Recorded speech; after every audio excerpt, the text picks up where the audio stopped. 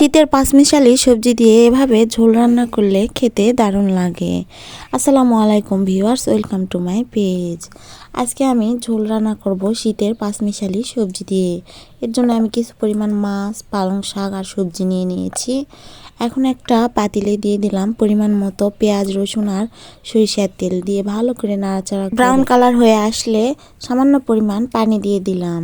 এখন আমি দিয়ে দিব পরিমাণ মতো লবণ, লাল মরিচের গুঁড়া, হলুদ পরিমাণ মতো দিয়ে দিব, আদা রসুনের পেস্ট, জিরার পেস্ট দিয়ে নাড়াচাড়া করে মশলাটা কষানো হয়ে গেলে মাছটা ঢেলে দিব।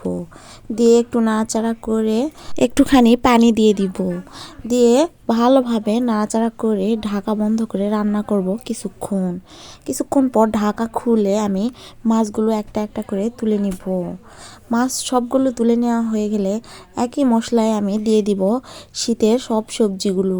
এখানে আমি আলু, বেগুন, পটল, সিম আর ফুলকপি দিয়ে দিলাম। দিয়ে ভালো করে নাড়াচাড়া করে একটু পানি দিয়ে ঢাকা বন্ধ করে রান্না করব প্রায় 10 মিনিটের মতো। 10 মিনিট পর আমি পালং শাকগুলো দিয়ে দিব সবজির মধ্যে, দিয়ে ঢাকা বন্ধ করে আরও কিছুক্ষণ রান্না করব। এর ফাঁকে আমি একটু নাড়াচাড়া করেও দিয়েছিলাম সবজিগুলো।